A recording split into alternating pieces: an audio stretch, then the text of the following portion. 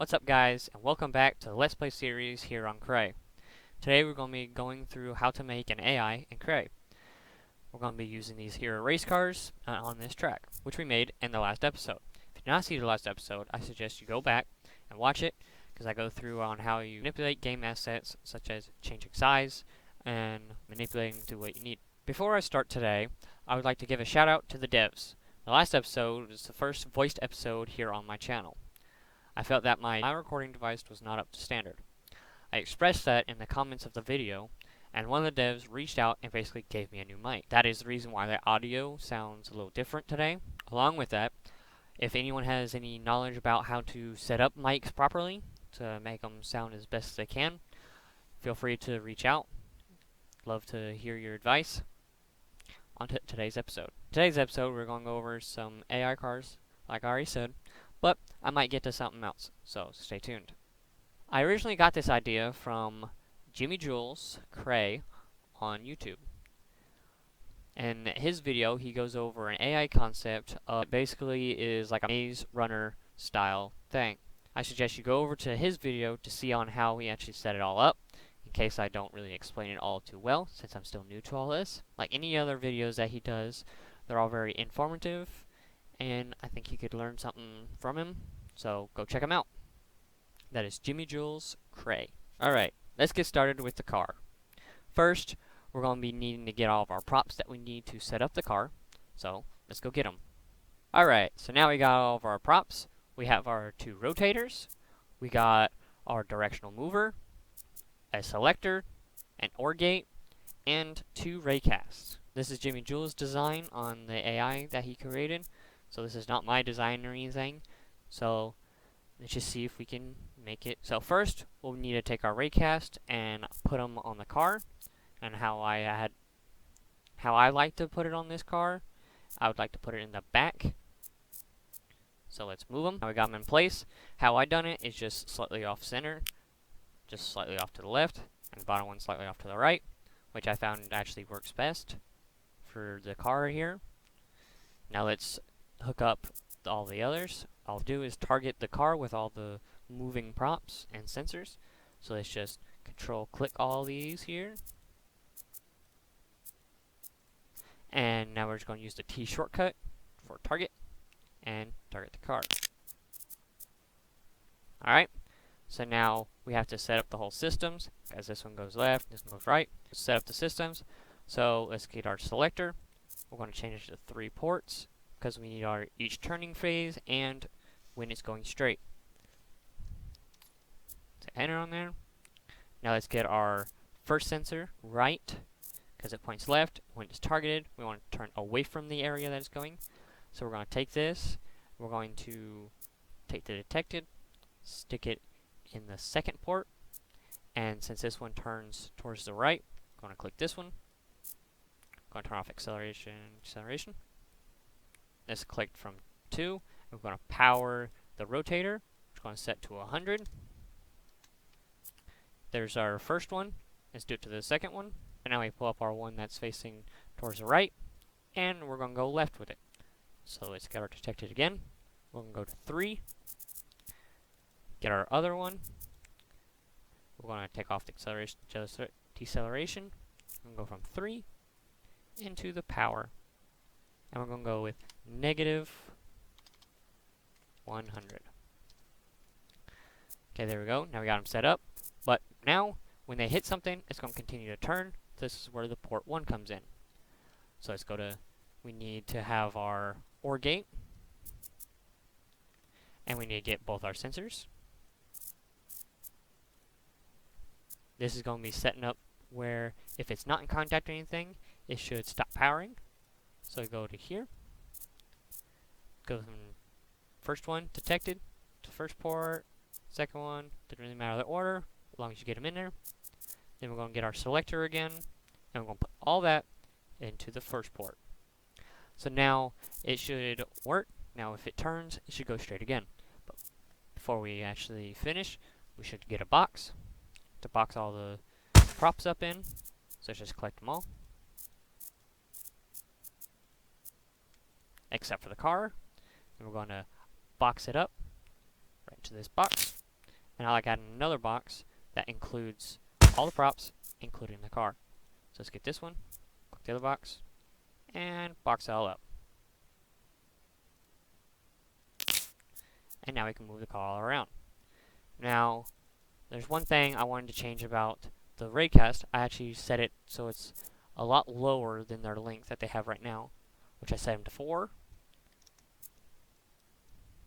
There we go. Now I set to 4.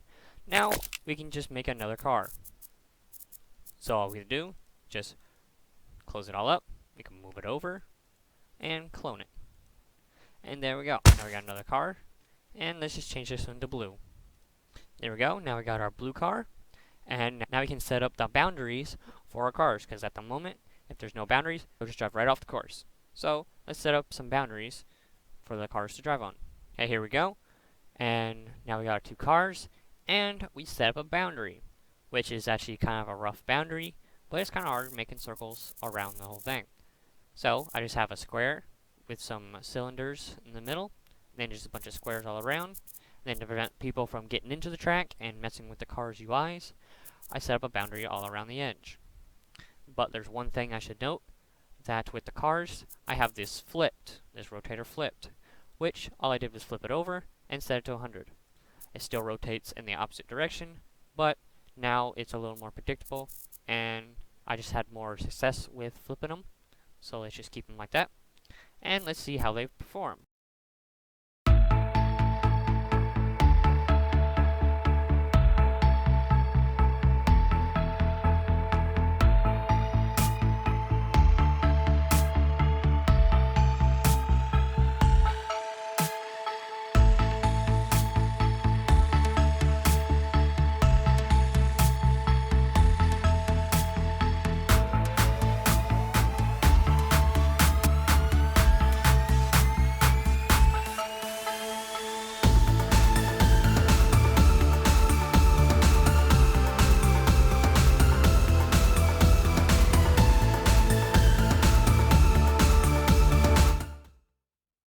You've seen in the video, this is not a foolproof system.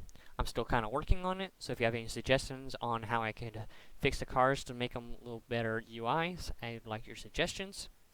So now let's move on to something a little different. Now, here's our little special thing I have for you. We're going to be making a parkour course, which I'm not sure how this is going to turn out. So let's just see what we can do in this little area right here. I might change up these intersections, I don't know. But let's get into a time lapse of it.